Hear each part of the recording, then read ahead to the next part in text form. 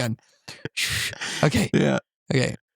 What's up, y'all? I'm Josh. And I'm Brody.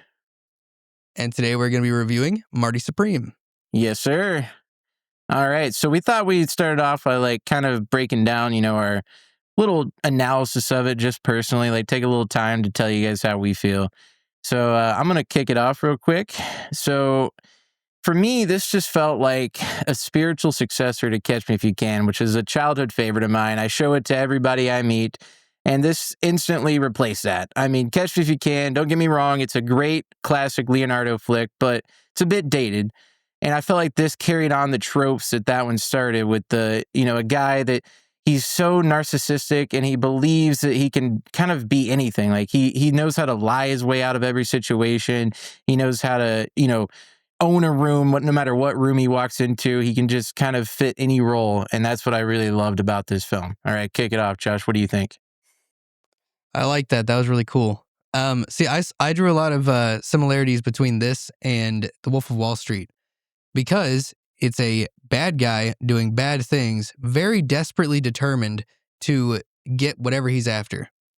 And for me, this was a better telling of that story. Don't get me wrong, I love Scorsese and I love what he does, but it's funny, we both chose Leo films. Yeah.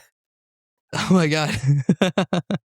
But yeah, it was just kind of that, cost of ambition. But I feel like this was more human, more humanized than Wolf of Wall Street. Agreed. I mean, I think that this is the new Leo. I mean, Timothy is the heir to Leo. Give this man a fucking Oscar. Come on. No kidding. This movie was amazing. Yes. And I also felt like it was a really whereas Wolf of Wall Street, the whole meaning of that is just that the cost of success. Don't put on the blinders and get tunnel vision about something. But this one, to me, it also was it was profoundly about paying attention to the things that matter. And we'll get into that whenever we discuss the ending of the movie and the way that kind of puts into perspective the opening of the movie, because it does tell you throughout the whole thing, focus on the things that actually matter. Make sure that you're paying attention to all of the things in your life, not just one thing that you're after. Right. Yeah. I mean, he definitely gets very tunnel vision for sure. And, I think a good overall question for this movie that kind of you're asking yourself the whole time, and this is something it does really good, and I think any good movie does really good, is the protagonist truly the protagonist? When a movie can make you question whether you should be rooting for the guy or against him constantly, and you're analyzing whether he's, being good or evil, I think that that's a good film, and this did that very well. Yep, I like that. I mean, so, we open up, he's a shoe salesman. I mean, you can see immediately that he's got charisma. He could do whatever he wants to do. But for whatever reason, this man wants to play ping pong. I don't know, who inspired it. Was it ever told why he was so passionate about? No, I don't think so. So he's just no. Okay. So I mean, I guess it could be implied that him and Wally spent so much time doing that hustling that he just got so good at ping pong and just found that was the thing that drove him. Oh, so you think that was the best set up? can... So that's a little bit later, but yeah, we do see a hustling going on. Was that something that you think was a recurring thing, or I thought it was kind of a one-time? Okay. No, it seems like they'd done that a few times at least. Yeah, I guess they were pretty damn good, but I just they had it down to a science. They're just naturally charismatic, like I said. So I thought they just kind of, that was just who they were. But yeah, that makes sense. So anyway, so he opens up. He's a shoe salesman. You can kind of tell he doesn't really want to do it, but his uncle's dragging him into the business. And one thing that immediately wowed me and my girlfriend that watched it together was that opening sex scene. I mean, my God, people said, just brace yourselves. You're going to turn on the movie in 30 seconds and there's going to be one. But wow, what did you think about that POV that we had to see? That was ridiculous. Oh my gosh. In fact, actually, that entire opening had me hooked immediately because they went from that, first of all, that amazing opening sound design, some of the best usage of surround effects that I've ever heard in a action movie. Right. And the next thing you know, there's sex. And then they show us all the biology involved. All the biology, they show it. Yep. I mean, if they hadn't though, I really would have, I kind of like they did that because later on, and we might bounce around a lot, guys, we're just kind of, passionate about this film, so we might not do it in order, but bear with us. So later on, when she announced that it was his kid, if they hadn't have shown that introduction, I probably would I have would have thought doubted she it. was scamming him, because they are Mhm. both absolute con artists, which I think is a whole thing we can get into. I mean, they both are meant for each other, because they're Oh, terrible yeah. people, but very good at getting people to do what they want. Oh, absolutely. Yeah. And that, again, that opening credits scene really, like, comes full circle at the end of the movie to be really meaningful. Yeah. Yep. But yeah, and I even marked down, that he was a manipulative and selfish person very quick, because like you can tell off the rip that he's just that kind of guy. In fact, Murray calls him out immediately. Whenever he went in there to ask about whatever it was that he was asking about. What was that that he went into Murray's office about on the way to go and do the do with Odessa's character? Oh, so I'm surprised you. Anyway, he wanted him to be the new manager. Was it manager? Yeah. Yeah, Yep. yeah. So he gave him like a card with his name on it, like, showing that he basically was Mm-hmm. going to pass him down the role. And I think that really kind of meant way more to Murray for sure than Marty. Marty was already set Oh, for on, sure. doing what he wanted to do, and that Murray is an interesting character, actually, because that's his uncle, correct? Yep. Okay, yeah. I was making sure I don't have the name written down. So the relationship between him and Marty's mom is kind of sus. Like, I know. I what was is feeling going the on same there? way. Like, is this his new stepdad? He's so protective and he's so nurturing and so caring of her that I was like, It's a I bit don't know too about much. Like, that. and like how controlling and manipulative he is towards Marty. Like, forcing Hmm. him to follow in his shoes. No pun Yeah.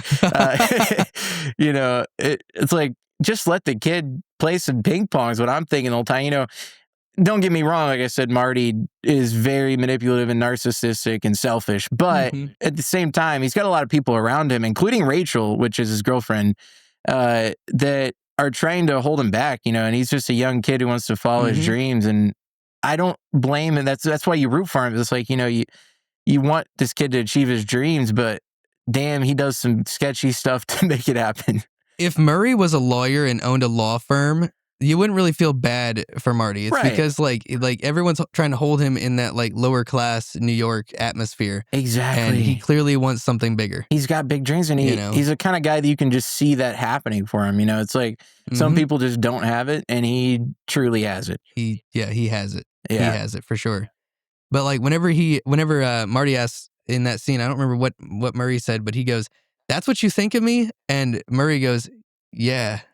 And it was like, because like Murray was just like calling him out on his bullshit right there, and that was pretty cool. Well, see, it's a classic dynamic. I mean, growing up, I dreamed of being a professional gamer. So I can relate to Marty, I think, on that aspect, because, I got family telling me, like, you should be an anesthesiologist. I didn't even know what the heck that meant. I'm 8 years old. No, you should be an anesthesiologist. I'm like, I want to play Call of Duty for a living, Like, Yeah.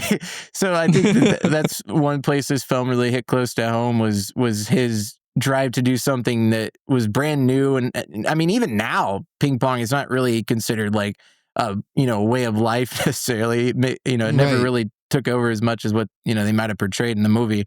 But I would say it's a little like nowadays people are more open to you exploring things. But back in the 50s, if you told Hmm. somebody you want to play ping pong for a living, I mean, it just didn't sound feasible. So I can't understand where Murray No. was coming from.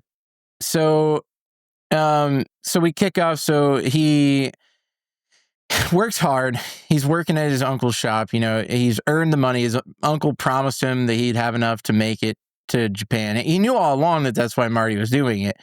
But you kind of see this dynamic start to shift when Marty asks for the money, and then Murray's like, maybe I'll give it to you later. And he never comes back. And so Marty's just like, what do I do? He's like, I really wanted to make this happen. Like, this is what I've been saving up for months. It's my dream. I got to pursue this. And so I'll let you tell the audience what Marty decided to do about that. He decided to get a gun out of Murray's desk and rob his coworker. Yeah. Kind of rob Murray through his coworker. Yes. Dude. Yeah, and I was like, man, what an asshole, dude. Like, I get why he did it, in the sense that, like, you know, you're going to do something in that situation, but there are a lot of other ways to skirt around that besides pulling out a gun. And dude, the way that he said, "I'm actually pointing a gun at you and I'm actually threatening to use it," Right, because it cracked he's me so up. small, so like it didn't seem believable. You know, it's kind of one of those things where like this, because I'm sure that they Yeah. were friends and knew each other. It seemed like, you know, they had a little bit of a dynamic. So he knew that this was like some kid, and these kids want to play ping pong for a living. So you're really gonna be scared of him? Yeah. You know? So, Hmm. so he pulls out a gun. He's Yeah. like, you know this thing can kill you, right? Right. Like I'm actually pointing a gun at you Right. and I'm actually threatening to use it. Yes. Was an insane line, but I think he did actually have to remind the guy, like, hey, like this is like it might be held by me, but it's actually a lethal weapon here. Right. And, you know, morally, though, it's kind of brave, especially back then in the 50s, like people were doing way worse things. He's just literally like, I want my money that I was owed. Like, it's his paycheck. Yeah. And his uncle's trying to, like, fair enough. Exactly. His uncle's trying to stop him from doing this thing. And, like, he's like, you know, desperate because he's got to catch the flight to make it to the tournament. You know, he's not going to make it otherwise. Mm-hmm. He's just determined enough to actually like go that extra mile and do something reprehensible, like pointing a gun at your coworker and friend to get that money. Yep. Desperate times. So he gets the money. The guy, you know, he has to haggle him a little bit, but he does give it to him. And we're on our way to the tournament. Where was the tournament at? The first one? It was in. I didn't write that down. Like it was actually, European. I didn't either. Yeah. Okay. So later on, he goes to Japan, but this first one was it's a nationwide tournament. They flew in people from all over. People. There's Heck, it even might a have been guy London. named Endo who came from Japan, which you know, this was right after Pearl Harbor, so you heard a lot of commentary, people saying like, "Oh my gosh, they let the Japanese enter this tournament." You know, it was a pretty controversial thing they did there. Mm-hmm. So Marty's just absolutely destroying everyone in the tournament. I mean, he maybe we should rewind a little bit though. I feel like it jumped. Actually, absolutely, we should, Yeah, I jumped to the because K there was a thing. really cool moment. There was a really informative moment about who Marty is. Whenever he went and talked to that rep, whose name escapes me, but it was that guy that he went to talk to about the housing situation. Yes. Yes. Um, Notice that he had this tendency right there. He showed this tendency. I mean, he kind of did back in whenever he was robbing his coworker, but this was like really clear. This is just who he is as a guy. You're talking 'Cause you about start to feel the the hotel pattern. room? Yeah, whenever he goes in there and he starts talking to the guy and he's like, you know, did you see where they put me? Like I got to be up on my game. Like I can't, you know. And the guy's like, sorry, this is just like what we do. And as soon as Marty started to see that he wasn't getting his way, he got really, really hostile and mean. Yes. And at first he was like super charming and sweet, and then as soon as he realized like there was no way to win, he just like decided to just be as aggressive as he could. Yep. Yeah, and you see that a lot throughout the film. I mean, at the end of the Pervasive match, pattern. especially. But Yeah. speaking of that hotel room, though, I thought you were going to go this direction. So I can't remember if it was before or after the tournament, but he was in the hotel room. I think it was later. But the desk person tells him, you know, like, don't use the shower because he got like a discounted room because he couldn't afford yeah. the.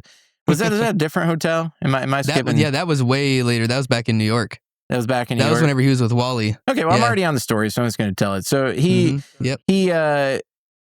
Gets a hotel room, and was it him and Rachel together? Were they were in the same room, right? No, it was him and Wally. Oh, him and Wally? Okay. That Yep. was when they had done the hustle. So he is told that he can't use a tub. Like, you know, that he says that the floor is weak, and if you use a tub, it could cause flooding or whatever. First thing he does is take a shower. He goes in there. It's immediately what he does, and he wastes no time.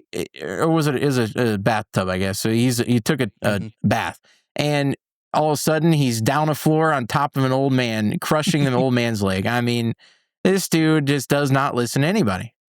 No, and he also almost killed a dog in the process. Yes. We'll save that whole side story for later because that's definitely diving way too. Yeah, I skipped ahead a little bit. That opens up the whole ending of the movie almost. But he did meet Kay before the tournament, right? Yeah, for sure. Yeah, he met her that first. Yeah, he met her because he decided that he was going to go and get a fancy hotel room that he thought was fitting for a guy like himself. You know, the king that he is, the ping pong champion. Yep. And he figured that he would pay for it out of the winnings from the tournament. He was so confident he was going to win that tournament that he went and put a fancy hotel room on tab. Yep. You know how crazy you got to be to do that?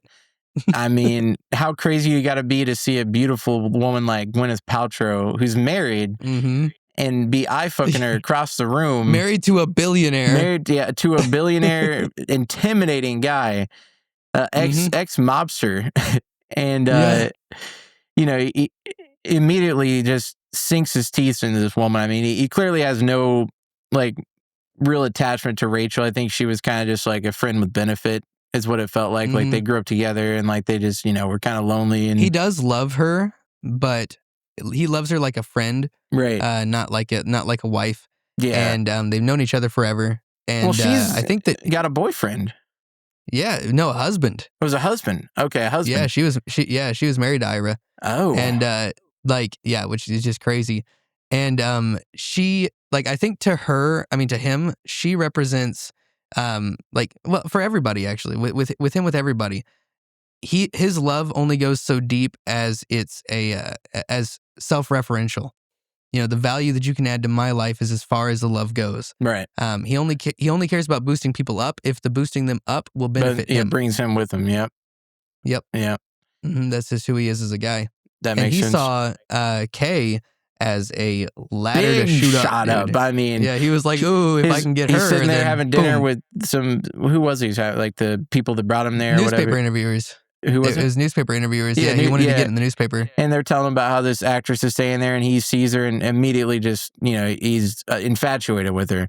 And Marty, as you pointed out, will do anything he can to get what he wants, and he doesn't stop until he sees no end. So he, immediately starts like eyeballing her across the room, and then he goes back to his hotel room and calls her up on the phone and is like, trying to get her to sleep with him. I mean, he's very brazen. I don't remember the exact conversation, but he's basically like, come up to my really room. I got the suite, and he's trying to make her think that he's this big celebrity. He's got this nice room, and he says flip to page 12 on the paper, and you'll see my picture. And he was famous for ping pong. So he's trying to woo her whatever way he can, and she's not buying it because she's miserable, but she's, rich. So she doesn't want to ruin her situation like a lot of women get into. Well, and I think, too, that there was a component of anger with her that made him want to go after her specifically. And it's because when he was in that interview, he felt like a superstar. Right. Because they were interviewing him for the paper. They were the ones who were distracted by Kay because they were blown away by the fact that they were seeing her in person. Oh, and I yeah. think in that moment, he was like, "Ooh, how dare she overshadow me? If I can get control of this person, and if I can get her in my bed, then I've sort of overcome that thing that just distracted these people from me." Yep.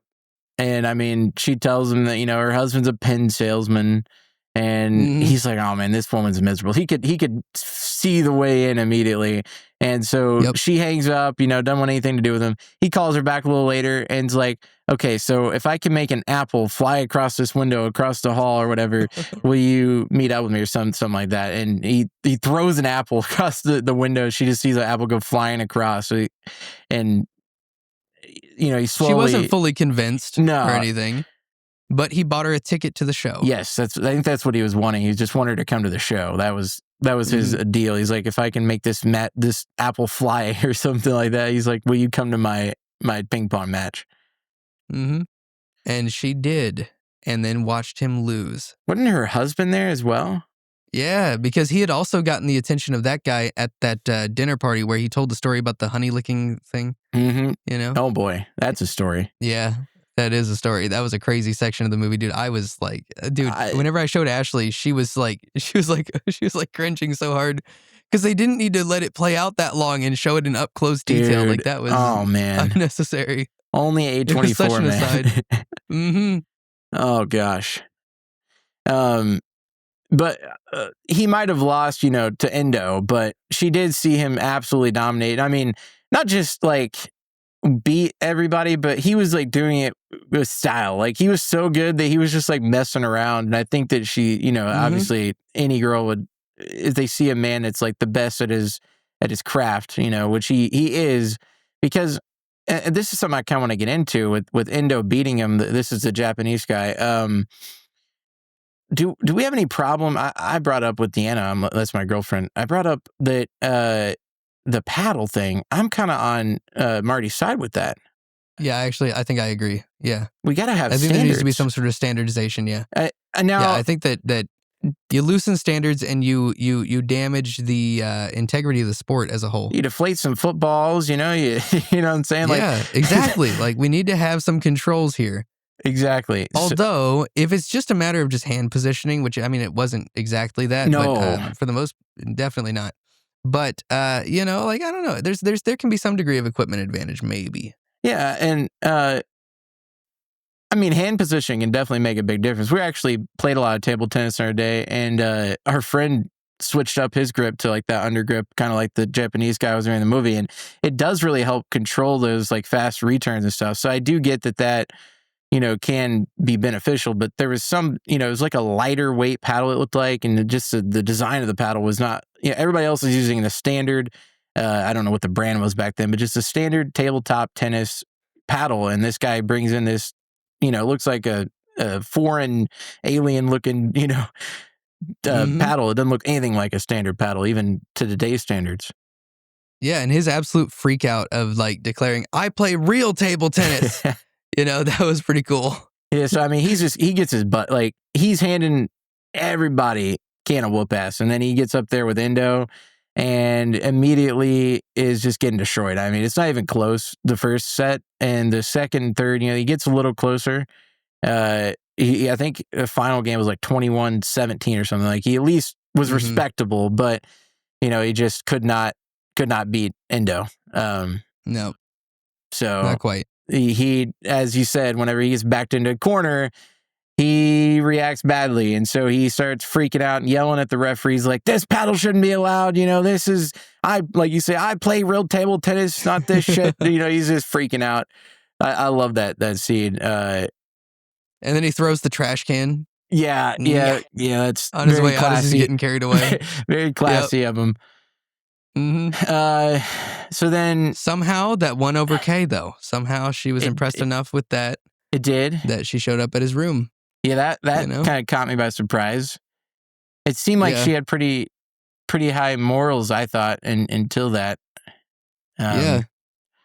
And then, well, you would think so, being this like wealthy, respectable lady that's an actress, you think that they're going to have these high standards, but little table tennis, out she does not. She's won over. She shows up at his door. They do the do. And was it the next day that he saw her husband at the restaurant that you were getting into like the... No, so he had two interactions with him. He had one at the restaurant where he, and this is what I think partially won Kay over, was that there was so he was sitting at the table with his, the partner guy, right? Yeah. And then he looks over and he sees their table. He offers to pay for their table, which he knew would get the billionaire guy to come over and talk to him. Because it's kind of a power play when you do that. Whenever you do the whole like, oh, I'm going to pay for your table. Like that's certainly saying like, I got a bigger, I got a bigger tool than you do. Yep. And so he comes over and I think what he was doing there was he knew that Kay was miserable with her husband. And I think he was saying, look, I can even get your husband away from you for a while. Like, look, and in return, you're going to come and see me later. Yep. You're going to come watch me play. Yeah. It was another exercise in control. And I love that, like, the husband's like, why are you doing this? Like, this is generous, but like, he's trying to be he's a stand-up guy. Like, he's trying to like understand why Marty was doing this. And Marty's like, oh, I respect the pen business and all the changes you bring to the world. Like, he's trying to bullshit his way. And the whole time, the guy sitting across from him is like talking to her husband, which what's his name again? Oh boy. Milton Rockwell. There we go. I knew I had my notes somewhere. So Milton Rockwell, big name. Everybody knows Rockwell. So the whole time he's sitting there eyeball fucking her right in front of her husband. It's just another, like you said, he's just constantly big dicking the guy. And my favorite thing was that the Rockwell's son had died freeing the Jews from Auschwitz. And Marty is just constantly, he's cracking jokes about it. Like, this guy's, talking about his lost son, and Marty says what was my favorite quote in the whole movie. He said, "I'm Hitler's worst nightmare," because he's trying to sell. He's trying to get this guy to invest in him. When he said that he was trying to get him to invest, getting Rockwell. That was the second interaction, but really, like, we could sum those up in the same thing because it was like episode 1 and episode 2 of the same endeavor. Yeah, it was a very similar encounter for sure. Yeah. And and what's crazy is, like, Marty is incapable of having an interaction with somebody where he's genuine at all. Because even during that conversation where he's like really wanting to win this guy over for the sake of financial success, he's still throwing jabs at the guy by making like the whole comment about, "I really respect the pen business." Yeah. It's like, no, you don't. No, you don't, guy. Yeah. You know, and then whenever he pitched the idea about like about he was like they hold their ping pongs and they call it pen style. And he was like, "Okay, so what?" And he's like, "I don't know, you're the business guy. Use it for some marketing thing." You know, like he was just like throwing like little jabs the whole time, just belittling the guy in subtle ways. That's the thing is Marty's just like, he doesn't take anything that serious, and he's constantly roping people into all kinds of deals, and he's just way over his head, like, you know, with his friend Dio that he had grown up with, and there's this weird, or Dion. Yeah, Dion, yeah. It was this weird dynamic with Dion and his dad Christopher, where it's like Dion is like this kind of like man-child kind of guy who he doesn't seem to quite know what's going on. I mean, like, it feels like Marty is like kind of his gateway to the real world or something. And Marty, his dad had protected him from the real world. You know, his dad was keeping him within his loop. I think partially because I think his dad was a little bit afraid that Dion would get too hurt if he went out into the world. Because he was he was a very sensitive and caring guy, obviously, whereas his dad wasn't all that like receptive to other people. Right. Like he was like somewhat receptive to Marty, but only because of Dion's pressure. I think his dad was just overly protective. Yeah, I mean, he was definitely tough to get through. Like Marty is like working angles through Dion to try to get his dad Christopher to invest in another outlandish thing that you don't need, but he was saying that the ping pong balls back then were all white. You know, they had no other colors, standard white. And Marty's argument was that whenever you're playing a match, if somebody's wearing the color white, you lose track of the ball, because I mean it's going very fast, you know, at professional levels. And so he's trying to argue to Dion that he needs to get his own custom Marty Supreme orange colored balls. And that'll help him win this tournament. You know, he's trying to sell. And don't forget that allows you to wear white and look really classy and clean when you're out there, like the tennis players look. Yep. Yeah.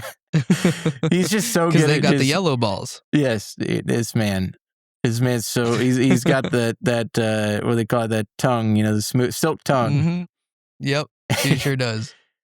So he loses the tournament, but he gets K, his, you know, so there's a whole affair that goes on with them, and we can kind of get into that, where, you know, he ends up, after going home from this tournament, he wants to go back. They have another like follow up the next year in Japan, right? Because that one's the one that was in Japan. Yeah, because the what's his name? Gosh, I done forgot his name already. The Japanese guy, Endo, yeah. Endo. Is he, because he'd won it, and it was such a big deal for Japan because they'd never, you know, entered this kind of a thing. They weren't allowed to, you know, because of the whole Pearl. And on top of that, they had just had the ending of World War II, and they suffered a bit of a catastrophic loss. Yeah. Yeah, they were down on their luck pretty bad. So like this was a big deal. It was like he was the Babe Ruth of Japan, you know, back then. And he Endo himself was just a craftsman. I mean, even after he won this tournament, it's not like he, like Marty was, you know, this is his whole career goal, whereas Endo was kind of doing it as a hobby, I felt like. And you mentioned the war and everything, and Endo, there was actually a little inconsistency I noticed in the film, because they'd said that Endo lost his hearing due to the air raids and stuff. But then hearing aids back then in the 50s, I did a little research on it, and they said that, you know, back then hearing aids would have been like massive, like, and they would have had to have pocket batteries attached to them and stuff. Oh, right. And later on, Endo, there's a scene where he's talking to the translators, and they're just talking to him like normal, and he's hearing him, and he kind of was messing with something in his ear, but it didn't look like what a hearing aid should have looked like back No. then. I don't know. If anything, it's a Sony XM5 earbud. It's a Yeah. tiny little device in there, and there's no way in the 50s that things were No. like that. No, but yeah. So like you said, they were honored that Endo had won this tournament and decided to host the next year's because of it. And Marty's like, this is my chance to get my get back. Like, he's determined that now that he knows how the paddle plays, he can counter it. Like, he's not gonna try to get the rules changed. He realizes that they're gonna allow this for whatever reason. I don't know if they even talk about that much, but like why they're allowing that thing is kind of. I thought that was kind of weird too. They just allowed some random, like, you could just, what are you gonna bring, like a broom next, start hitting the like, but yeah. But they are allowing it, so he's like, I'm gonna practice. And you see a lot of scenes of him practicing throughout. He goes to different countries on a tour and practices in order to get to the point where he's gonna be able to contest Endo at the next year. And so he goes back home though for the year, and there's a lot of things. New York. We'll get into all that. What transcribes in the year between the tournaments, because there's a lot of stuff that goes down. All right, so we're gonna resume back where he's coming back from the tournament, and one of the first scenes, I believe, you can correct me if I'm wrong, but I believe the first scene we see is Rachel being pregnant. Well, actually, remember, that's when he's on the run from the cops. Was that? I thought when he got back, he notices it, and then he's like, "Congratulations." That was. Nope. That was whenever he was running from the cops. Okay, so I mean, because whenever he gets back, he goes, oh, wait, remember, while he was out and about, there was a montage of him under the Harlem Globetrotters. Oh, right? That was in between. And okay, he breaks off. Yeah, and he breaks off that piece of the pyramid to bring back to his mom as a little manipulation nugget, be like, here, I love you, and here's this fancy thing, so that then she doesn't get too mad at him for doing everything that she did. But then the cops show up, and it turns out that Murray was paying one of them off. Yeah. You could tell he's just in to control. harass him a little bit, yeah. And then he slips him an extra like $10 or $15 or whatever it was to just like leave. Yeah. And but then Marty dips out of the window and starts running. But that guy had a partner down on the ground, and they start chasing him. So he runs into where Rachel's working. Yeah. Yep. And it just runs right past her, and she's like, "Hello." So then she busts in there. She's like, "Are you gonna say anything?" And he's like, "Congrats." Congratulations. Yeah, he has no idea that it's beat him up over that. He assumes that it's her and her husband's, like, because this man is so narcissistic that he said, I practice this like strange pull-out method. He's like, he said, I practice clinching off the flow or whatever, like, so they wouldn't shoot into her. And I'm like, that's a crazy thing to say. Yep, that is insane. And it did not work. It did not work. That is definitely his baby. What's funny and then though, Ira shows up. Before we go too far into this, I want to comment on the Globetrotter thing. He had told the guy backstage earlier on at the tournament, the guy had offered him the position of being on the Globetrotters, and Marty was like, "No, I'm too good for that, man. Like, that's like being a sideshow act," and he didn't want to put on a show. He said, "I'm not going to be a Globetrotter." And then he's needing the money for this new tournament coming up, and he realizes it's the only way he's going to get it.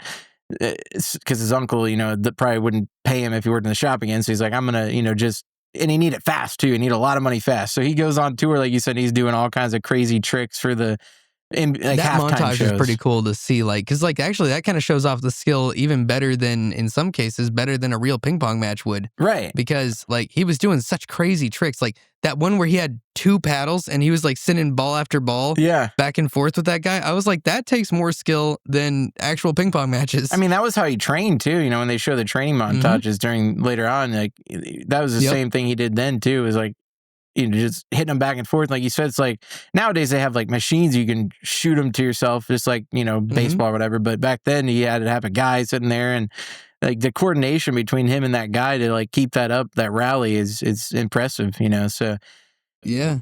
So yeah, I thought it was funny, the irony of like, it wasn't too much after he just said that he would never do a sideshow act, and then you just see him touring the country as literally a globetrotter doing halftime shows. Just like at the end of something we didn't discuss yet, was that he was offered that deal to lose a match to Endo, and he said no.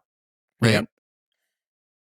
That what we didn't mention about that was that he then, well, I guess we wouldn't have by now, but he then goes on to accept that deal later. He has this tendency of thinking of like having his standards really, really high. Yep.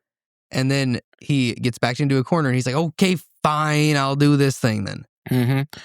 And he just continuously repeats that pattern. And I mean, I've been told a lot throughout my life too, and I'm sure you have, that anything you want to do in life, you always want to try to exceed the bar. I mean, whether it be, Mhm. A goal of yours, or even like to take it back to, high school, during choir, we would be told, Yeah. if you want to hit a high note, shoot for a higher note, because it makes it Mhm. easier. It's easier to go up high and then come down than to start here and try to go up. It's easier to shoot for the stars and then land on the moon, so to say. Yeah. So he embodies that saying, very well. Yeah. But he's also though, like, everybody knows that that we have to make sacrifices and for the things that we want. He feels so deeply entitled to success and adoration that it's almost kind of disgusting throughout the movie, because he does want a lot of people. He wants admiration and adoration from people just by the virtue of his own existence. The fact that he's here means you should love me. And it's like, wait a second, what have you done though? And up to that point, he hadn't really done a whole lot. He was a shoe salesman who went over there and did okay in a Right. tournament. Yep. Yeah, I mean, he definitely, you can feel the potential though, and I think everybody around yeah. him sees that, like, because anything you place him into, no matter what, task it is, he definitely far exceeds everybody around him. He's very witty, quick thinking. His mom, what do you think about that whole relationship? Like you said, he brought her back the rock from Egypt. It feels more transactional. I don't necessarily feel like the love there. It feels like she doesn't really have much say, honestly, in what he does. Like, because it's kind of, she relinquishes a lot of the power to the uncle. I don't know if, like, a lot of times when a husband dies, the mom kind of falls apart, and it feels like that's kind of where she's at. Is she doesn't really feel like she has much power, and she's just kind of like goes with the flow of whatever Marty wants to do. But she's listening to, his uncle at the same time. His uncle's like, this boy needs to get a head on his shoulders because somebody's got to take care of you once I'm gone. That's something he tells Marty directly, is like, I'm not going to be here forever, and you've got to start providing for the family. And so, yeah, Marty's like, I'm going to step up. And he's like, oh, you're going to step up. Sure. Yeah. Yeah.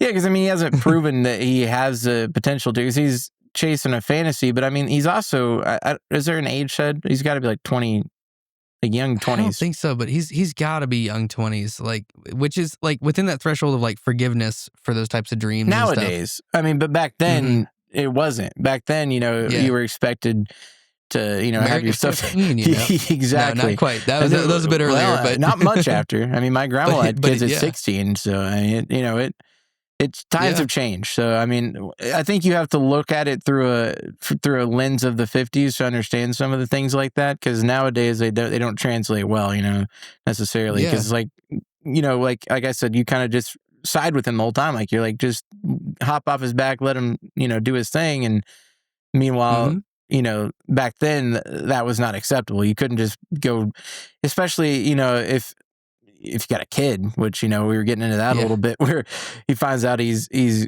got a kid with Rachel, and he doesn't seem to have any care in the world about it. He's just like, I got to pursue my dream. Kind of just sees it as an obstacle in the way of his dream that he's wanting to achieve. It was heavily implied that his mom was equally narcissistic and manipulative as him. In fact, maybe even more so, which is interesting because, like, it's not that narcissistic people can't love. They do experience the feeling of love, and they do love. But like I hinted at earlier, with Marty and the way that he views people, there is a limit to that love. And that limit is it valuable to me that you experience a better life? Does you getting better also help me? And that's where they draw the line. And his mom was kind of that way. But I think that, and this will come up later, it's a bit different for a narcissistic parent, because it's always better for you if your kid's doing better as a parent, because they represent you. Right. They are they are a representation of you, and they're a continuation of your legacy. So Mhm. as long as they do well, even if you die right now, if they go on living, that's a piece of you that everyone knows is a piece of you and a representative of you that now gets to carry on your legacy. And so it does seem like she did try to kind of inflate Marty in a way because like he wronged her by taking off as far as she was concerned, right? Yeah. She was offended by his leaving, but bringing back a piece of the freaking pyramid though to Yeah. her, she was like, "Oh." She was like, "Oh." That pumped her up enough, you know. She's like, "Oh, my boy And I brought mean, me back a piece of the pyramid." I think nowadays, a parent would be proud just so you're touring with the Globetrotters. I mean, that's, Yeah. still a big deal compared to working at a shoe shop. I mean, he's making way more money doing that. And I Oh think yeah. he could have easily pursued that if he really needed to. Like if it was Oh desperate yeah. times and his uncle dies and he's got to, make money, he doesn't necessarily have to go into the shoe business. So I think, he's talented enough that if that Globetrotter showed anything, he could do about anything with the ping pong trade. I mean, there's not just professional, but I'm sure there's other outlets like that one that he could, it seems like he's creative when he needs money. That's one thing I'll say about Marty is, Oh, he yeah, he's finds it. reckless, but like you said, when he wants something, whether it's money or a woman or whatever, he finds a way to make it happen. So I don't think she was necessarily as worried as his uncle about that kind of thing. I think she kind of saw it as the modern I perspective think of a she felt parent. transgressed against because Marty left her. That's She had fair. distance from him. I feel like I feel like she felt like that was a slight against her personally, that she didn't have that geographical, that physical closeness to Control. him. Yeah. That's the thing, when a woman loses her husband like that, they a lot of times, especially with an only kid, like they become very, Mhm. attached Oh yeah. at that, and they don't want them to leave. So yeah, I think that there was that dynamic, and in some ways she was kind of manipulating the uncle to get what she wanted. Like you said, she was very good at like being the silent manipulator. So yeah, I see where you're Oh coming yeah. from that for sure. So let's see. We had the whole chase scene. He gets away. Where do we go from there? What was after the chase scene? So after he got away, he found out about the fact that that Rachel was pregnant, Right. and then he dipped out the back door, and then he went to. Did he go to Dion after that? Yeah, I think that was when he went to Dion, and Or no, he went to Wally because he needed money to leave. was that when we get the whole The bowling alley dog scene? stuff. Okay, Yep, so the now we're bowling there. This alley, is this and is then golden. yes, and then they leave and go to the So I'd like to say, like, shout out to them for getting Tyler the Creator to play this guy. I mean, Yeah. it was phenomenal. Yeah. I couldn't believe it when we saw it first. And so Marty's getting desperate. He had all the money from the Globetrotters. I think we already touched on, when the cops came, he ends up having to pay off his uncle of the debt that he stole from the shop, in order Yeah. to get out of this situation. So his uncle just takes some money from him. And so he lost all that money that he'd saved up doing the Globetrotters. So, he had no money to go to Japan now. And it's coming up like a week away or something, or a few days even, I think. And so he's desperate. He's got to get money. And so we had the whole, hotel scene where the tub collapsed, and he sees that this guy that he fell on, the tub fell on this old guy. He sees this guy's loaded, and the guy, Like duffel bag full of money loaded. yeah, like so the guy is worried about his dog. This guy's like a super sensitive, like he was a mafia guy. He was a mafia guy, and all he cares about is his dog. He's an older guy alone, and so he just loves his dog. And his dog is what was the problem with the dog? I can't remember what was wrong with the dog. Oh, it was because he fell on the dog because the guy was giving the dog a Oh, bath. that's right. So it like hurt the Mhm. dog's leg or something. It like Yep. kind of just land on the leg a little bit, and so he's like, And he already had the paramedics on him, so he was like, the dog's got to go to the vet. yeah, and he has nobody to take him. He's an old man alone. So he's like, Marty, get in my bag and get $150 and take him to the vet. And Marty, being greedy as he is, they're driving down the road, him and Wally, and he's like, this dog looks like he's fine. We'll just skip the vet. We'll keep the whole 150 and let's go gamble at the local ping pong joint, which is at a bowling alley, which I wish that was still a thing because that would be sick. Yeah, it would. And so he gets his whole hustle going with Wally, and I'll let you tell that story. I love that story. No, you tell it. I tell it. Okay, well, so so Wally, Tyler the Creator, they clearly, like Josh said, had done this before, and at first they walk up and these guys are playing for like $1.50, something cheap, and Marty needs to make a lot of money quick. And he's like, how can I get a group of guys playing ping pong to just donate to my cause?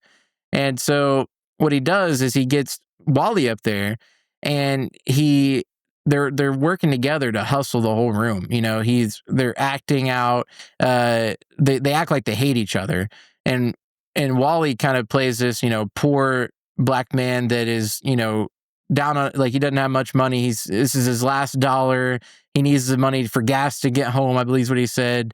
And at one point, they're playing and Marty's taking all his money and everybody's feeling bad for this guy. And he tells Marty to put his money where his mouth is, like he's talking shit to Marty, and Marty tells him, how about I put my dick where your mouth is? I love that line, Yeah, they're was just good. talking shit back and forth and everybody's watching. And so the big kahuna, the big boss of the ping pong table here, which, compared to Marty is nothing because Marty's the second best in the world right now. But this bowling alley guy, comes up and is like, everybody pitch in the money and I'll play Marty's. Marty's wanting to put down like, what was it, $50 or something? It was a lot of money for back then. It was whatever it was like a lot of money for the 50s. Like it would have been like, they would have been pretty loaded to put that It was down. insane. It was enough money that Heck, if it might he have wins, been $100. it might have been. It was a lot of money. He's like, what? Marty puts all his money in. It might have been 500. We'll just fight 500 because he needed the money for the trip. And so this big kahuna, the ping pong boss of the bowling alley here, he's like, everybody pitch in, I'll take him on. And so everybody does. They all pitch in and get him enough. And Marty plays, and of course, Marty wins. And I will let you take it from there. What happens because of that whole scam they ran?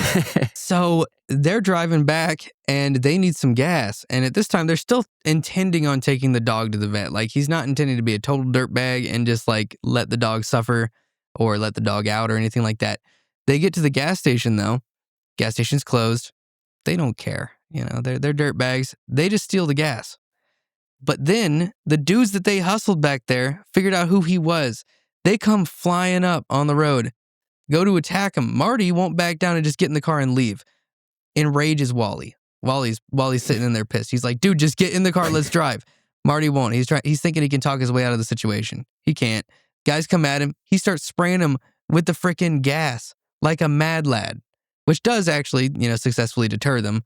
But then he gets in the car. They start driving. The thing catches on fire. The whole place back there. As they're getting attacked, though, the dog ends up so they come pulling out. They hit a light pole. Dog goes flying out the door. Dog goes running towards the fire. I thought the dog died at first. I was so mad. In fact, actually, I have a note here about it. Hang on, let me find that. Marty thought he died. Yeah. He sees the dog run into this giant explosion.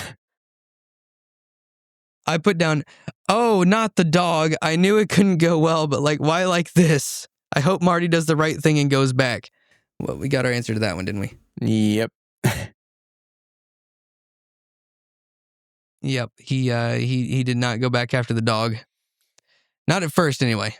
No, he's got bigger things. The next day that he's got to fly to Japan, and he's got a pregnant girl and a dog that ran. I mean, he's got all kinds of problems, but he doesn't care because he's just focused on getting to Japan and reclaiming the best ping pong player in the world. That is a good point, though. All of the things that he did that resulted in bad things are starting to stack up on him. Because remember, he also at this point he had that bill for the hotel come in, and that there was a debt on that. Like, he was just, all of his bad decisions were starting to stack on top of each other, and he was feeling the pressure. But Marty being Marty, and this is a good trait, as he felt that downward pressure, he was like, so, okay, this is kind of cool. Have you ever noticed that whenever you put ice in the ice tray, sometimes you'll get those things that pop up? Mm-hmm. Yeah, that's Marty. Okay, with downward pressure, as things start to expand down on him, he pops up. He finds the little gap and he shoots up through that gap, and he uses that pressure to push him up. Yep. And that is a good trait of his. And that's where I really started seeing the parallels to Catch Me If You Can. That's how that kind of ends too. Is everything's spinning out of control, but he's still trying to grasp at straws for whatever he can to make it out. And but I mean, even to the point where his friend Wally, he decides to take the money from the gambling that they had made together. They were supposed to split it, and Marty's like, so I need the whole thing for my ticket. He's like, I'll pay you back though. Like, dude, Marty's gonna owe. He's basically America. He owes everybody everything. I mean, this guy. In fact, I think he said, I'll pay you back double or triple or whatever whenever I get back. I'm sure he did. Because the guy needs a car because after the dang explosion and everything. I mean, the car hitting the pole. Yeah, it was getting messed up. So he's like, he's not the only one that would need a new car. Yeah. So one thing we didn't really touch on, we have to go back a little bit for this, but I feel like I wanted to dive into it just a little bit at least, was kind of talking about how Rachel is just as bad as Marty, in my opinion. I mean, there's a scene, and it was before all this, like I said, where she fakes an injury. She fakes that her husband had beat her up. She puts on like makeup to look like her eyes all black and everything to make Marty feel bad for her. And and he's taking her over. He takes her in, and he gets her a room at his friend. What's that dude's name again? Dion. Dion, yeah. He gets her a room there, and then he goes over and beats up her boyfriend. Her husband, rather, sorry. He beats up her husband. Oh, that's a good point. Yeah, we forgot to bring up that part of the story. Yeah, he beats up her husband, and then later finds out, because she gets like water on or whatever, he ends up finding out that the makeup was makeup. And and then he's like, in that moment, you see like, shit, I beat up this dude for no reason. Like, he gets super mad and just leaves her. He's like, at this point, I don't even care that she's my baby mama. Like, she's...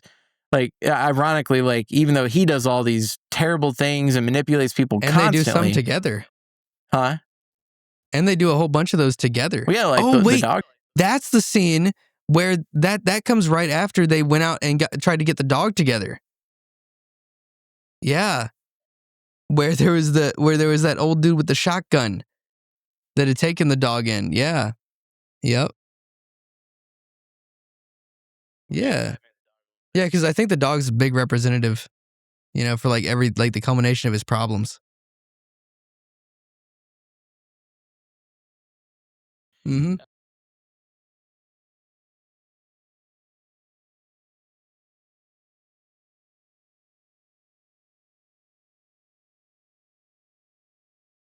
Yeah, something close to that, yeah.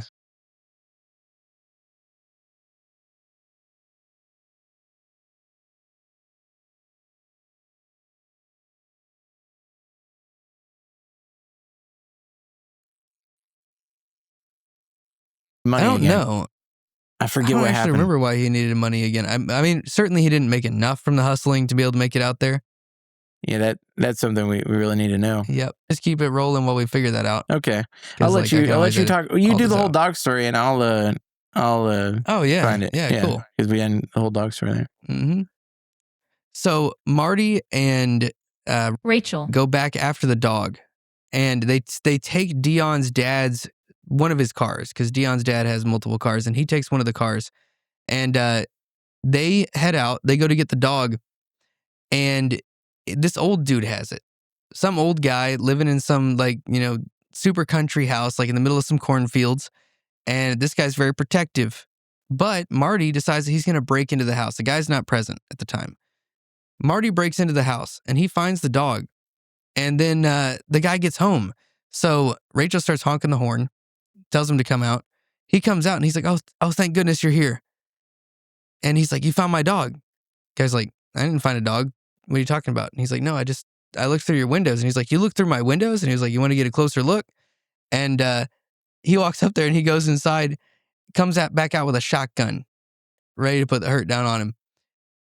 They get back in the car, and Rachel, well, actually, before they get in the car, the guy and Marty are out there fighting. Rachel decides that she's going to run the dude over with the car like an absolute mad lad. And Marty gets in the car. They drive through the cornfield. They escape. And then that's whenever all that interaction where like Marty found out that like the beat up was fake and that he had hurt a man for no reason who did not hurt his wife, in fact.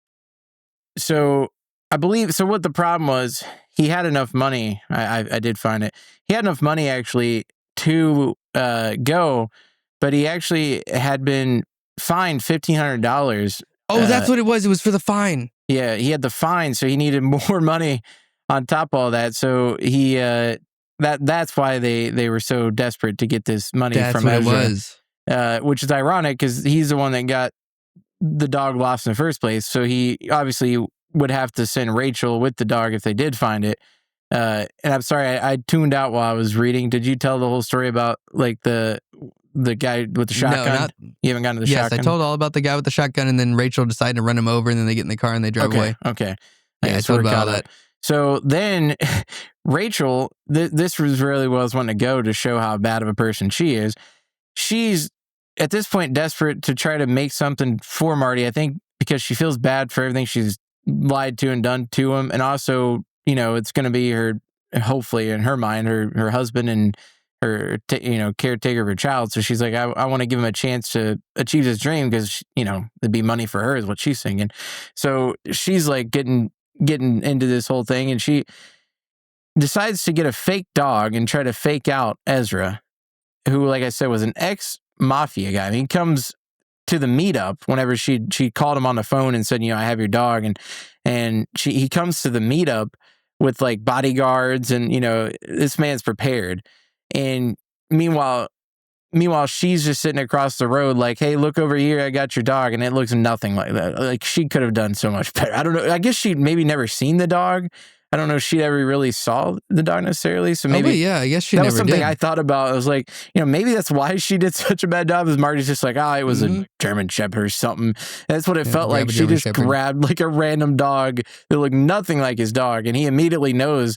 And the guy that she had paid to go talk to him for her, he walks up to the guy and just slits his throat, right, or stabs him or whatever, right on the streets. Yep, stabs him right in the gut. Yeah, I was like, dude, this is not somebody you want to mess with. She's being wrestled to the ground with a dude that's got a gun to her head. Yeah. Like, it was intense.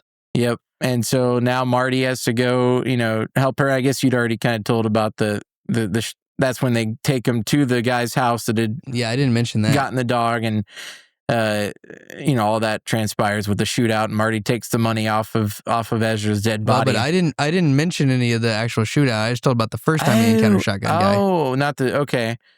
I'll let they you get to the house. Yeah, I'll let you do that. Yeah, they get to the house because so Marty goes to meet up with Wally, potentially do another hustle. Yeah. When he gets there though, he gets headed off by a mobster who says like, hey, I need you to come with me, and the guy's like, and of course Marty's like, no, give me at least a second to go say hi to my friends. He's like, in a second, I'll be back in the car with your girl, and I'll make sure she's dead and the baby that's inside her. Mm-hmm. And Marty's like, okay, fine, I hear you, I'm coming. They get in the car, they go out to that place, and a intense and actually one of the most realistic shootouts I've ever seen, because shootouts are like in real life are fast. In movies, they take no time at all. Like a big example of that is the Tombstone shootout, right? The OK Corral. In every movie, it's like 3 or 4 minutes long. Right. In real life, it was about 36 seconds. Yeah. Because that's how real shootouts, people get shot and they go down. They're done. Yeah. This one felt like that. It actually felt like there were real stakes. Every single shot, there were stakes involved. Yep. Somebody was getting hurt or something was getting damaged. It was really intense, and like you really felt the weight of that one. Mm-hmm. And but the mobster, he dies, and so do his bodyguards, and so too does the shotgun guy. Yep. So Marty takes the money. He looks in the envelope full of money, and half of it's porno pics. Yeah. And the rest is like $10 bills. There was not much money there. Nope. But Rachel had gotten hit. Yep. She had been shot through the driver. She was sitting in the back seat. Because she never got out of the car, because that'd be crazy. She gets hit, and I did think this was cool. Marty, whenever she asks, "Is it a lot of money?" he says, "It's a lot of money." Yeah, he doesn't want to let her know that all this effort and all the, she was trying to You hustle, just but got she shot got for hustled. nothing. Yeah. Yeah. And in that moment, and spoiler alert, she does have the baby. In that moment, I thought she lost the baby. Yep. I I was was like, so well, afraid of that. that's what's gonna happen. Yep. I was like, man, this movie's gonna get real sad real fast here, isn't it? Yep. But he gets her to the hospital or whatever, and then he still needs this money. I mean, this man is desperate at this point, and so he ends up asking Kay, because he had gotten he had a hookup with her, and he had taken a necklace of hers, thinking it was gonna be worth a lot of money, right? And ends up being costume jewelry, because she's a actress and plays. Now, she used to be an actress, but now she just does like local plays. And so he ends up taking this theater jewelry off of her, tries to pawn it off, finds out it's only worth like $3. Then, being Marty, he goes back to her a second time and says, I took this from you and I felt so bad about it that I just couldn't sell it. I got to give it back to you. And she's not stupid like most people around Marty. She reads right through that line. She's like, I know what you did. You probably tried to sell it and you found out it was fake or whatever. But she ends up later on, though, feeling bad enough for him that she agrees to give him a real necklace. And I'll let you tell about that, how that ends up unfolding. Well, actually, I also wanted to build on that for a second. I think that Kay saw through him from second one. I don't think that she was ever fooled. I think that she was stringing him along because I think that she thought he was entertaining. Oh, no, 100%. I think that like she saw him as a facade and as a character. Her being an actress, she was seeing somebody who was creating a character of himself in real time. Yeah, she was and just I bored. think that she was seeing that. Yeah, and she was just like, let's see what this guy's gonna do next. And then he does all this stuff, and she's like, you know what? Yeah, I'll give you a necklace. Just like keep giving me this entertainment, because like certainly she has some narcissistic tendencies, but he's a full blown actual like diagnosable narcissist. Yep. And I think that she was like almost viewing him as both entertainment and a bit of like a character study for her own work that she does whenever it comes to like writing characters. Yeah. Yep, because like it wasn't going so good for her anymore. Yep. But yeah, she they end up not in the greatest situation. They end up trying to fornicate. Marty, yeah. Marty decided that he was going to put the moves on her out in public in the middle of park. I'm assuming since it's New York, it's Central Park. Yep. Right? Which like why would you do that? There's no security cameras back then, but there were police officers. Yes. They existed. And they found them. The police officers did, in fact, find them. Yep. And with his head between her legs. Yep. Helping her find her earring that she dropped, but yet she had two earrings. She's got both earrings. And they're like, no. That was the one from earlier. It was an earring from earlier, actually. Yeah. And they're like, right. And then they look at him and see that necklace on him. The cop does, and he's like, that's a pretty nice necklace. He's like, it's yours. Actually, she said that, didn't she? I think Kay was the one who offered it directly. Yep. And then on the way back, he's like, hey, any chance you could give me another one of those? Because she told him that she had like 7 of them. So he's like, or no more than that. It was like, because one for every year she'd been married, it was like 30 or 40.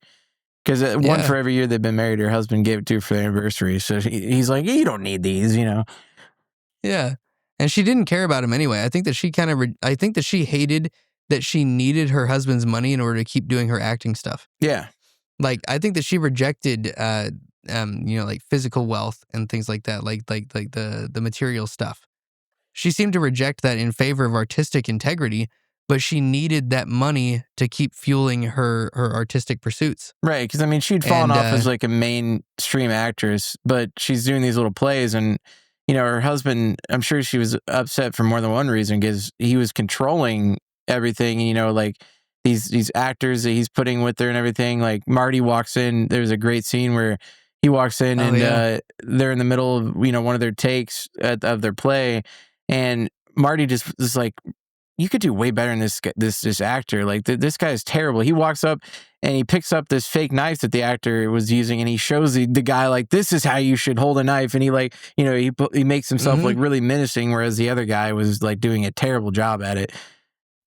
And then whenever the guy said, well, I was trying to do it for the theatrics, Marty was like, well, if you're going to do it for the theatrics, put it on the table. And he smacks it and flips it up in the air, and then he catches it and stabs the guy. And he's like, that's how you do it for theatrics. Yeah, Kay He's like, got either you go so for wet realism right or then. theatrics. Holy. Yeah, she was immediately like, oh, wow, that's it. Yeah. Whole time he's trying to win over both her and her husband. Yes. Which is just an insane play. He's doing quite the waltz. Yeah.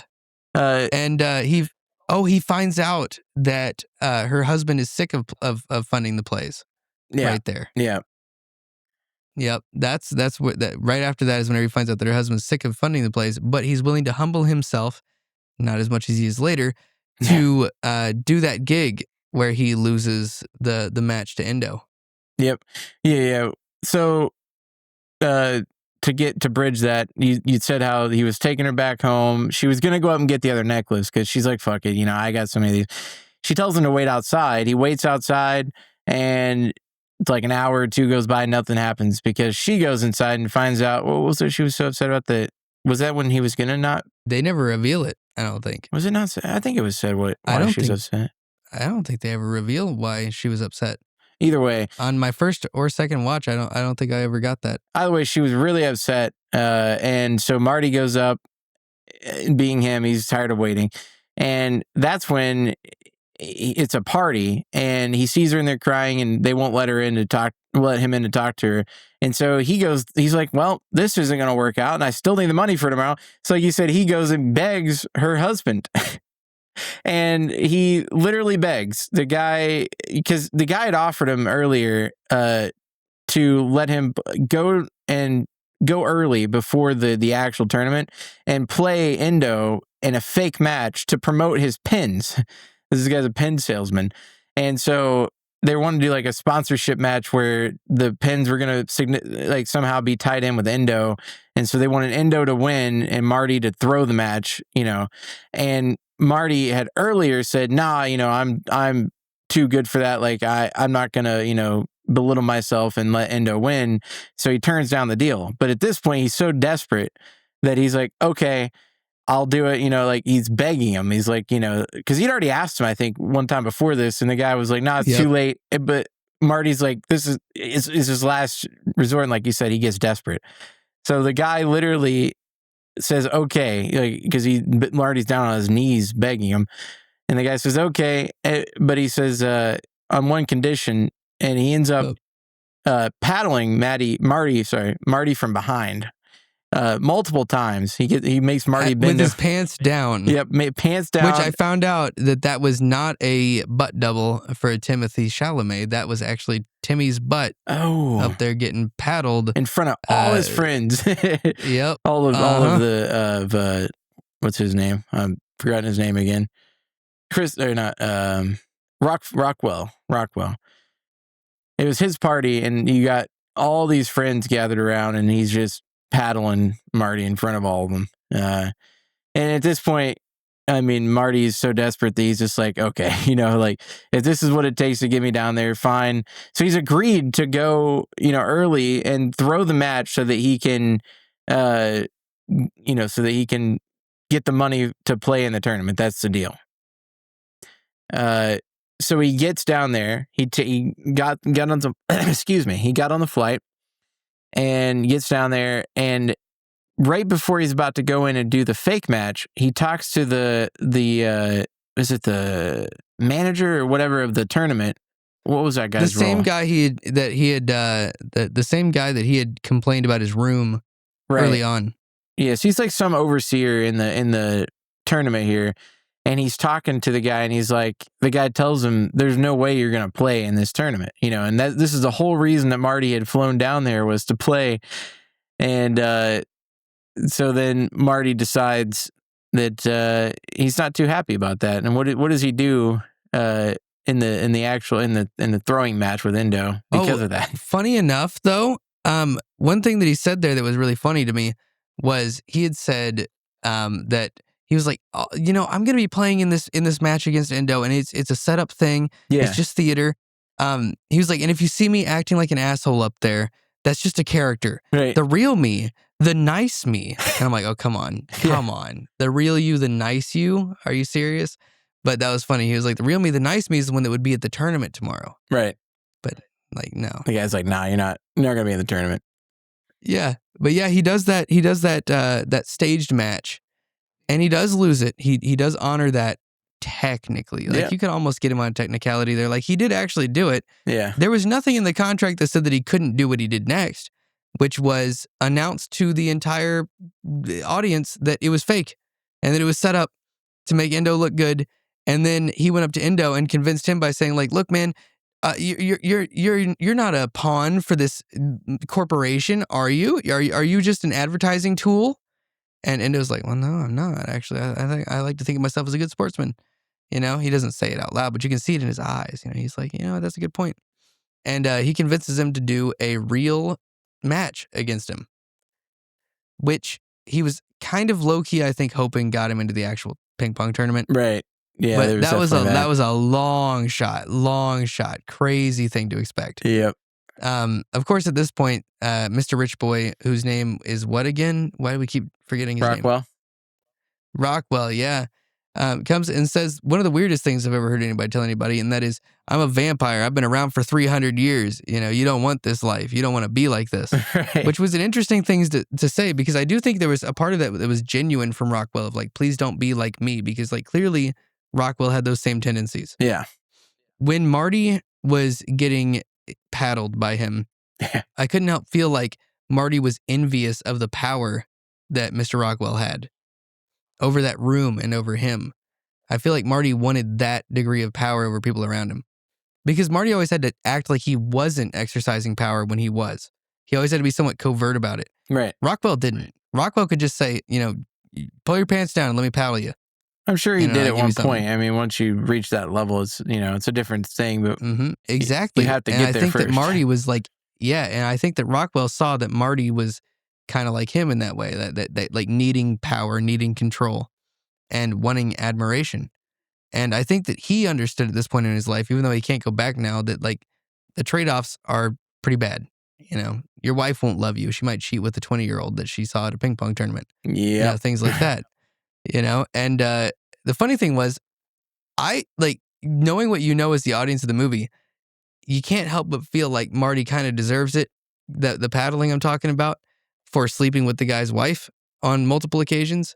But Rockwell doesn't know No. that that's what he's No, doing he's that just for. doing He's it just doing it for the love for of the fun. game. Yeah. Yeah, Because he knows that he's this just kid having will a do good whatever time. to get the money, and you know, Yep. like, he just likes showing off his power. Mm-hmm. Yep. And I think that whole like vampire thing of like, you know, it's not worth it. You know, you don't want to be like this. It was both an exercise in control for Rockwell, but I think it was actually a warning to Marty too. I think it was like him outright telling Marty, "This is not a good path to go. If you end up there, you're not gonna love who you are." Right. I don't think Not gonna Marty love ever the life you wanted to have. go down that path necessarily. I mean, I think, you know, he's just a kid who's in love with ping pong. I don't think he thought about like the end goal of much of it, to be honest. I think he just wanted I to. don't think Rockwell He wanted did to be the either. best. You know. You know, a lot of guys like that. They don't think about the end, like where they're going to end up because of that. They just find something they're good at and they're passionate about, and the next thing you know, they're tunnel vision down that, and they make all these sacrifices, and they end up a person they don't even really recognize. That's fair, but I mean, like, I don't feel like you could be the same type of passion about a pin as you can about ping pong. You know, it's a different avenue. You can in a way. It's definitely a different one. One is more expressive than the other one, but it's the same kind of passion and the same personality that drives those pursuits. And but yeah, I felt like that was kind of telegraphing to Marty that he needed to change his priorities, changes his value hierarchy. And I believe, and this is something we can definitely debate a lot, but I believe that's what we see in the end. You know, he wins the game against Endo. I don't know if you wrap that up. He wins the game. He's happy with it. He still can't play in the tournament, unfortunately, but he flies home, and it just ends, you know, in a pretty short and sweet way with him in the delivery room with Rachel, and they're with their baby. And Yeah. I think that the indication there is what you just said. I think that he maybe listened to Rockwell, and he's like, well, you know, maybe I should just become a shoe salesman and live the simple life, because I don't want to end up like this guy. Well, and like, notice how, like, you know, they dwell on a lot of like emotional moments throughout the movie, but they didn't really dwell on him winning against Endo. No. He lays down and there's this like brief celebration and then it's over. Yep. Whereas they dwelled for a good while on him looking at his newborn baby. Because I think that was supposed to drill in, and this is where that intro that with the opening credits comes full circle, is that I think he's realizing in that moment, like, oh my God, I've been pursuing something so stupid by comparison to how amazing this is. Mm-hmm. And like and I think the opening tells you that. Like, you know, it's absurdist. It's the only absurdist thing in the whole thing, that it shows you like the whole like the sperm going into the egg and everything. Yeah.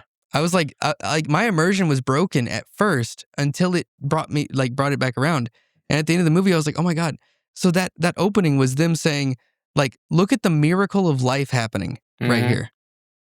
And then the egg turning into a ping pong ball is like, so there's all this miracle of life and all this wondrous things to enjoy. And here's this stupid thing this guy's going to obsess over for the next 2.5 hours. Yep. And then You know, it's just gonna come be full this. circle. And I think that, you know, there was this constant struggle of like comedy and seriousness in this film. It's like Mhm. you said, it's like it starts out kind of joking and like there's a lot of lighthearted moments, but there's a lot of lessons to be learned too. That, you know, it's a very serious film, I think, at heart. Mm-hmm. Oh yeah, absolutely. And I don't know, I loved that ending so much. I loved looking and Timothy, what a performance on that dude. The way that he was crying as soon as he saw that baby, Yep. Well, they say it like changes you. I mean, was I brilliant. know you've Yeah. experienced it. I haven't, but Mm-hmm. you know, It is, you're a different person the second that you see that child.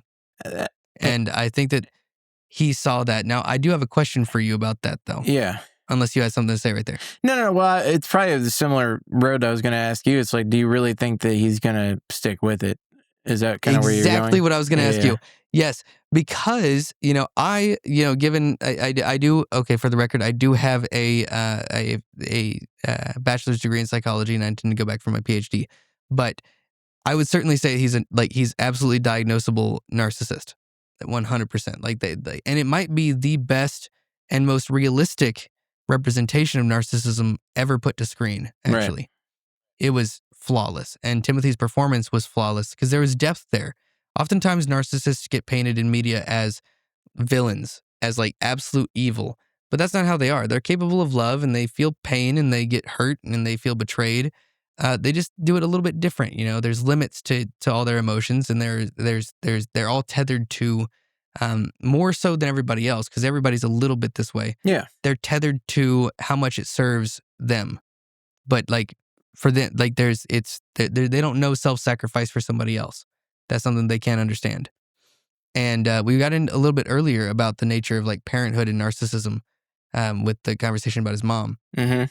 The question is, will it be enough to totally shift his perspective? And really, is it necessary? Because if, you know, the only time that a narcissistic parent becomes a bad parent is if you start to take a path that's different than the one that they had planned for you.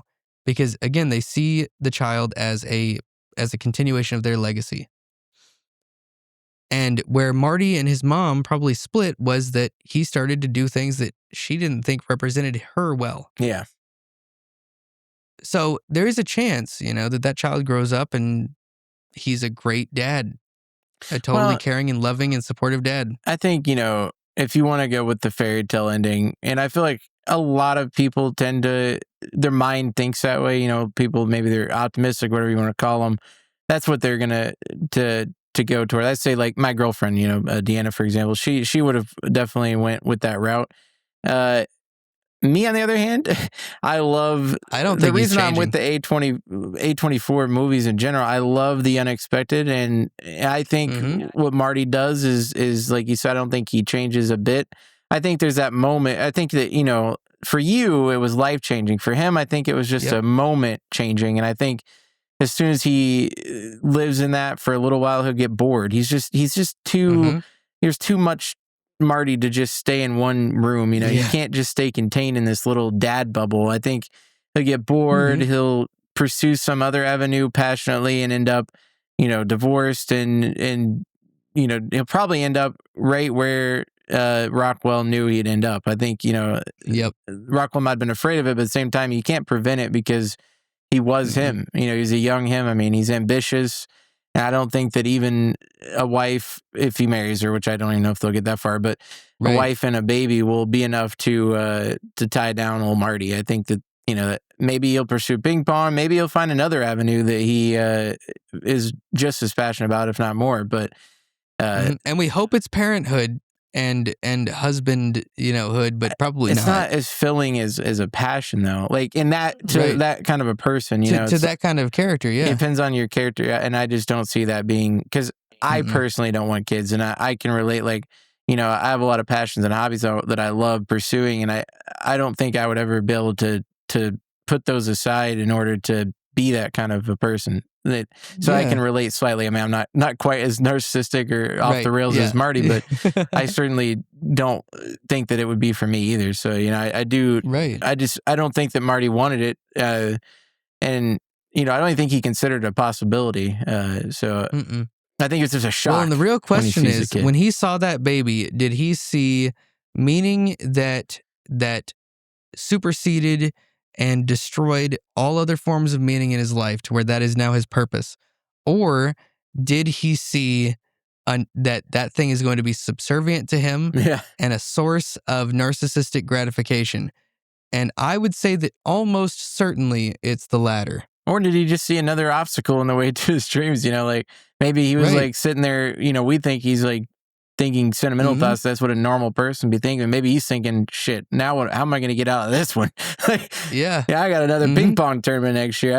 What am I going to Yeah. do? Can't beat Indo if I'm tired from taking care of a baby. Yeah, oh God, I'm about to kill them both. Yep. Which Marty maybe, Supreme dude, there's too. a chance that that's where it ended up. There's a chance that he ended up that way. I mean, he's shown that he'll stop at nothing. Like Nothing. Yeah. yeah, he is a steamroller Yeah. as a person. Yeah. That's what we love about him though, is that exact thing. So Hmm. was there any other final thoughts you want to touch on before we wrap it up, or? I don't think so. Yeah, I feel like we've talked quite a bit. I mean, we're clearly both passionate about this film, so Yeah, absolutely. I can't have a lot more things that I could get into, but I think that we're probably good for this. yeah, we can't recommend it enough though. You guys should go check out Marty Supreme. If you made it this far and and haven't already felt like Yeah. you've watched the movie, you should still, even if you do, feel like you've seen it, you should see it with your own eyes because it truly is a And even cinematic if you marvel. have actually seen the movie, watch it again. Yeah. Like don't stop watching it. Watch it until you Just feel like you've got like you've squeezed all the juice out of this absolutely ripe lemon, just go for it because there's a lot here. We barely scratched the surface thematically here. Yeah, I mean, That's like what's amazing about this. you got your Marvel films or your Jurassic Parks that, one and done's fine. But movies like this, I think you can squeeze, like, we're huge fans of movies like this, like Greatest Showman or whatever. And Mhm. you can watch these shows over and over and over and find new things every time that you can get Mhm. from it. So, yeah, I think you should give another watch, even if you've already seen it. Absolutely. I will debate with you probably in a future video, hopefully, about the whole Jurassic Park being lumped into that thing. All right. I look forward to it, Josh.